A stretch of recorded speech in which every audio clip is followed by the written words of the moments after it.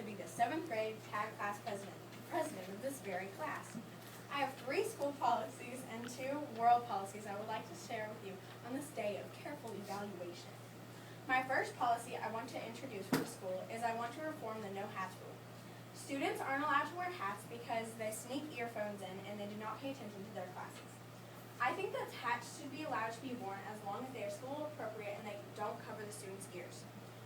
I would go about this by having the student body and potentially a portion of the teachers to sign a petition, and I would present it along with a persuasive speech about why the no hat rule should be amended to our principal, Mr. Sormani. My second policy I want to add is to put an academic rest day after the STAR testing. This would be a day where students could bring pillows, blankets, and electronics to school on an early release day, and they could just chill out with friends and take a relieving day from the stress of school, but still be in school. I think that this could help people calm down, catch up on their schoolwork, and get back on track. For some students, the weekend is just as stressful as the weekdays. A rest day at school is the perfect opportunity to catch up on life and to have a breather. As for the question that might be popping in some of your heads, if kids acted up, then they would not have the privilege to participate in the academic rest day, and they would be required to do extra work. I present this to Mr. Sormani by explaining to him how badly we need an academic rest. The third idea that I would like to bring to our school is a school carnival. It would be something held at the end of the school year where people could buy wristbands and play games. The art teachers would select certain art pieces from their students that could be raffled off and sold.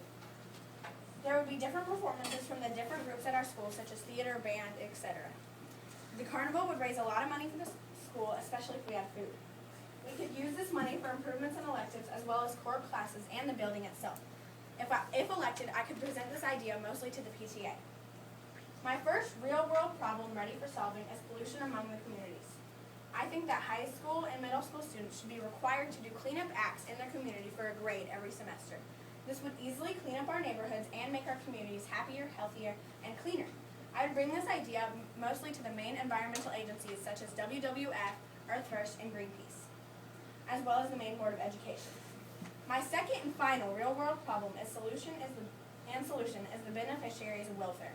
I think that the recipient should be required to take a drug test before they are granted welfare. I would talk to the main welfare people and tell them the importance of drug tests. The test would show that some of the beneficiaries aren't exactly drug-free, and that could lead to excessive and unnecessary need of welfare. Many druggies abuse our generous country for something that does they do something that does the opposite of keeping you alive and well. Thanks for listening to my first and hopefully not last speech as a CAG class presidential candidate.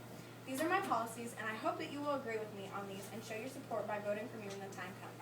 May the best candidate win. Hasta la vista, voters.